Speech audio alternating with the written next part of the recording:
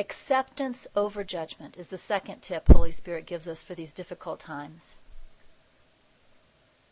Another thing that, of course, I hear so much is whenever people are having a difficult ego time, they judge themselves.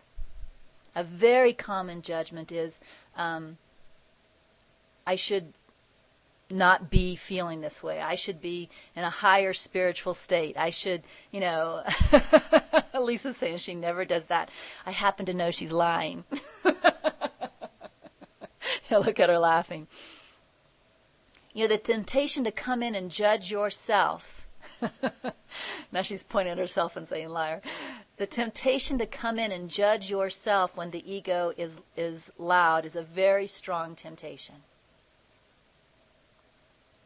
Or maybe you also want to judge someone else during an ego storm. Maybe you really want to judge your partner, or really want to judge your child, or really want to judge someone else.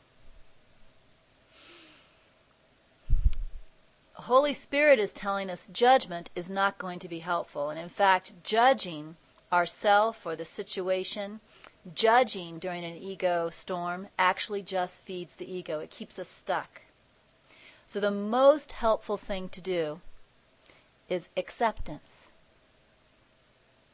Now I will tell you, last night when I went through my little ego ordeal, the thought did not enter my mind that I shouldn't be here. And I think one reason it didn't is because I'm somewhat experienced. And I know that as I am, quote, making progress, the ego is also showing up. So I know that the two just go hand in hand together, and I kind of accept it. So I don't see it as a bad sign when the ego starts getting louder again. In fact, my interpretation is typically I must be doing something right. Because the ego has now moved from suspicious to vicious. So I don't judge myself when the ego starts getting loud again.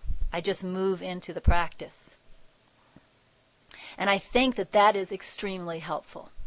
That's extremely helpful, just to move into the practice. Not judge yourself for not having a more peaceful state of mind, for not being able to get out of this. Every time you judge yourself, you actually help to keep yourself there.